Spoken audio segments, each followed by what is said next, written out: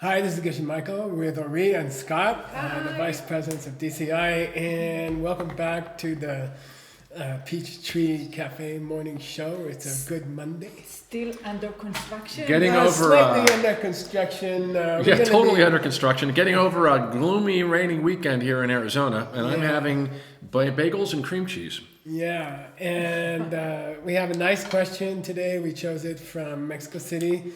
An old friend, Monica. And Monica, you asked a great question. So here we go. Here we go, Monica. Monica's question. Hi, DCI team. This is Monica from Mexico City. I currently have two projects that I would like to develop. There are two social enterprises which I would like to found here in Mexico, but I can't seem to find the time or have the energy and all other necessary conditions to do this. So would you please tell me what would be the perfect seeds to plant in order to have the perfect conditions to be able to found these two social enterprises? Thank you. Wow. Perfect conditions for founding new businesses, social enterprises, right? Energy, drive, not to procrastinate. What's the seed for drive? And we were talking about it before the show. And what I'd like to do is ask, Scott and Reed, when you teach DCI around the world, I know you have a special program that you say old way, new way. Mm-hmm. And I'm curious, from Monica, how would you say are the traditional explanations of getting a lot of drive to do a good project and getting your stuff going? You feel a little bit lazy. You're supposed to do it. You know it's a good thing, but somehow when you wake up in the morning, you kind of waste the whole day and you don't get to it. And then the next day the same thing happens, and you keep delay. So what do you think? What's the normal explanation that you would hear in a business school? So first I want to say, Monica, I totally understand your question. We all have those days that we know we have a good idea, we know we are doing something good, but sometimes we cannot find the energy. We want to stay in bed, or we want to watch Netflix again and again and again, or we want to do some other things than go to work. So I think it's something very normal for most of us to have this problem, even though we are engaged in something that we love. In general, it's something we want to do and we love to do. So how can we get rid of those seeds of procrastination? Mm-hmm. How can we stop delaying things and get into the work that we know it's good and helpful and do something with a drive? So we have a lot of conventional method to share here with you that sometimes works and sometimes they don't. Scott, you want to start? Yeah. Sorry, I was just getting the timer set so that we know. What do you do when you're feeling lazy and you're supposed to be doing something that's a good thing you can do? Oh man, there's the classical, the ancient examples. Think about the good seeds. Think about the upside. So before I ended up in Arizona and then meeting her in Israel and us three going all around the world, I was involved in a wonderful marketing communications agency, and we grew a lot, and we thought about the conventional benefits. Like, if I get this client, if I do everything well, then I'll have resources, I'll have money, I'll have cash flow, I'll have reputation, things like that, which are currency to grow the company. And so that would be the conventional, the old way. And the one thing to keep in mind is we're not telling you guys not to do that. We're not saying don't do the conventional kinds of causes. Don't do the normal things that we've learned in school that grow businesses. What we're trying to say in DCI and these events around the world is there's a hidden cause. There's something deeper going on. That's why sometimes those conventional methods work and sometimes they don't. And so we keep doing the same thing. We look for investors. We advertise. We look for clients. In this case, Monica's trying to have perfect conditions. She's trying to have energy and trying to have the perfect conditions to start to do her social enterprise. So I say, first of all, break it down into components. What do you need? Do you need energy? Do you need partners, time? And then plant the seeds for those things individually, one 4-step process at a time. But I think, were you going to go to the old way, new way specifically? Yeah. So we can give you some techniques that they are old way, you know, that they are conventional method that sometimes work. And the reason we share it with you is that we say, okay, try them, but before you try them, plant the seeds. So you want to start with the conventional one, right? I'll say one. Yeah. This is a little bit unusual, but it's a big thing in my mind. And that's that people who are listening to this Peachtree Morning Show, they're already nice people. You know, I mean, the audience is we call self-selected, right? And so you know, the people who are watching the show are already nice people. And I think what happens with nice people is that we get caught in the second best thing we could do. And that's a kind of laziness, or that's a kind of lack of drive, you see? What do you mean second? I mean, you've got like 3 good things you could be doing today to help other people. Like Monica has, obviously most of the day she's going to be helping other people. That's the kind of person she is. But if she spends the day with small things to help other people, and she doesn't have time to get to the big thing, which takes more effort, more time, more energy. And then there's a kind of special kind of laziness. Shanti Deva talks about it, that low priority goodness. You know, so I think if you're this kind of person, which I know Monica is, you're gonna a good person, we mean. Yeah, you're gonna have to fight your tendency to do the second best good thing you can do, and you're gonna have to get up in the morning, and really, I call it toothbrush meditation. When you brush your teeth, look in the mirror and say, what's the best thing I could do today? And do that. And don't do the second best thing you can do today, because that steals your drive. Okay. And that steals your sense of energy. So that would be one of my... Example. Sorry. What would be an example of what Monica can do today? Well, while she's brushing her teeth, she'd have to think about all the good things she's doing. And then, my big thing is... my company, my diamond company, was bought by Warren Buffett, you know.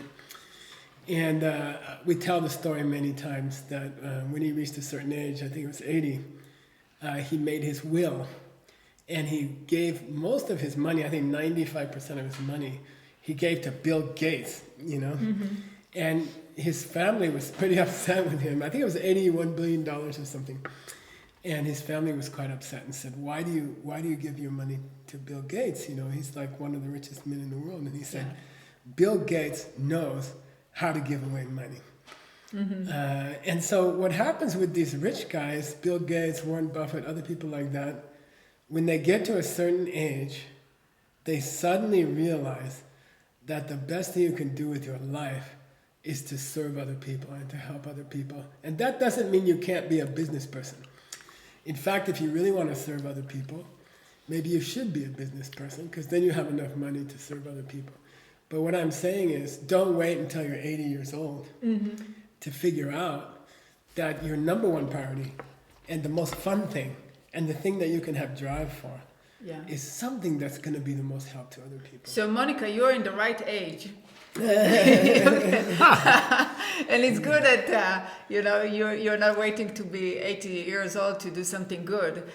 So what we are talking about is have the right priority in how you do your good things and during the day, and pick the one that helps the most people, right, and the most powerful, correct?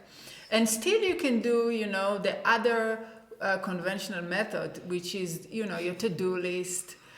Brainstorm, talk to other people that have passion about what you do. So sometimes, if we talk to somebody who has passion about the same subject that we are working on, it's kind of infectious. It's it rubs on us. And then we also get enthusiastic about what we do, and it gives us motivation. But of course, it's a conventional method, and it will work if you do have the seed, and the seed come from priority. That's the cool. Right priority of good. Of picking up the most beneficial thing that you can do today.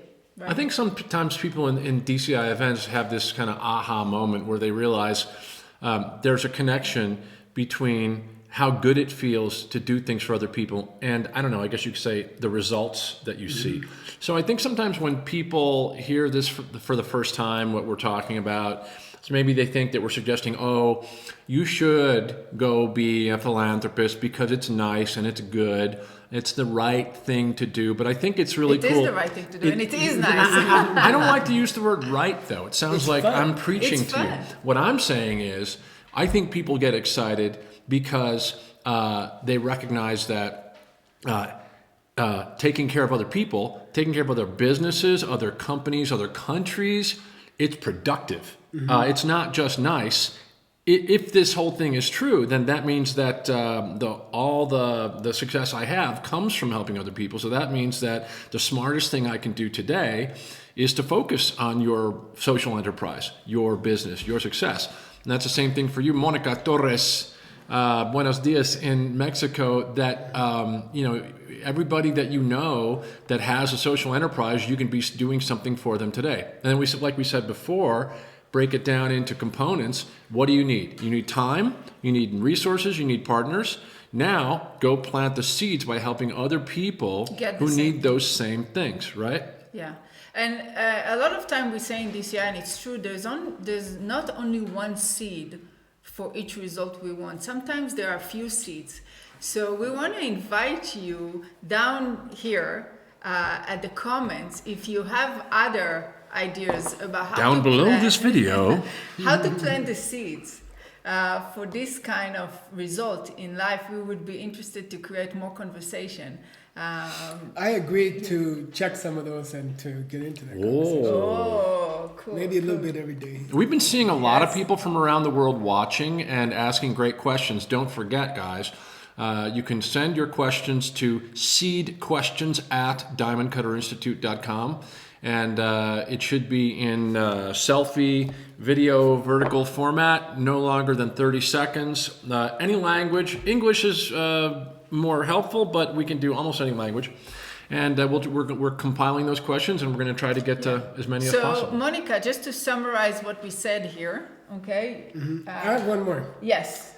Which helps me. And I think because I'm one of those people, I have many good things I can do. When I wake up in the morning, I have 10 or 15 good things I can do. I just need to choose the one which would help the most people. So, and sometimes I'm not so clear in the morning. When I wake up, I start to do something that I enjoy doing the most and not what's the most important for other people in the morning. So I think it's good to have someone that you can check in with, someone close to you. So I'd say like a good friend. I have my partner, Veronica, but when I have a clear moment, I tell her really the most important thing I should be doing today is working on this, And then the next morning when I get up and start doing something else, she'll say, wait, yesterday when your clear moment, you said that the most important thing you had to do to help other people was this other thing. So I think you have to think carefully about, you don't have time in your life, We found this virus going around right now. Yes. Suddenly people are in danger, whole cities are in danger. We were talking about this morning, it could come here, it could be in Arizona.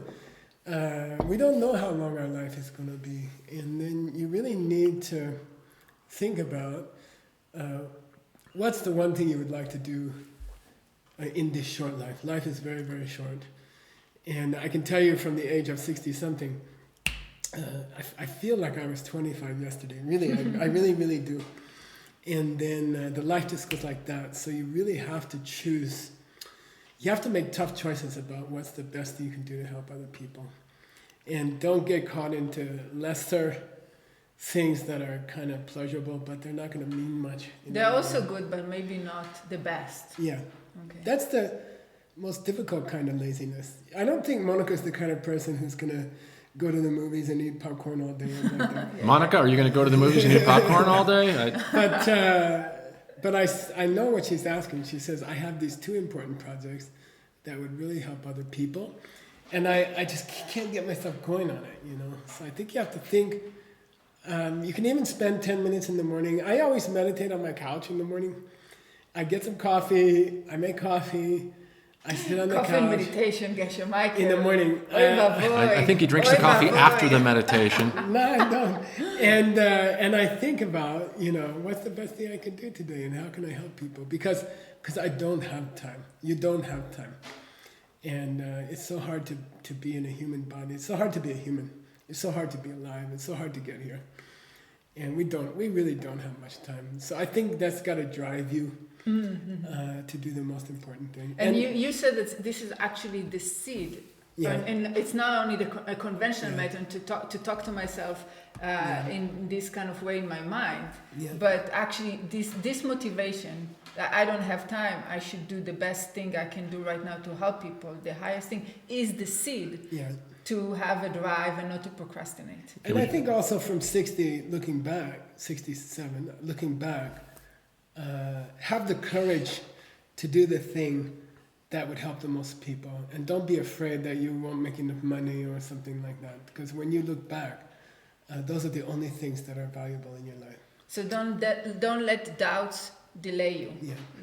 If you have something that you know is beneficial to people, just go and do it, and the thinking about it will plant the seed to have the drive. Okay, and we just got the 3-minute bell, which means it's time to summarize for Monica and talk about what is going to happen on the show tomorrow and any other kind of housekeeping comments. And I also just want to throw in, if I could, that number one, just to be clear, there are some great movies out there, and I think it's really great to go see a movie. Rita and I, we usually end up watching at home because I don't know.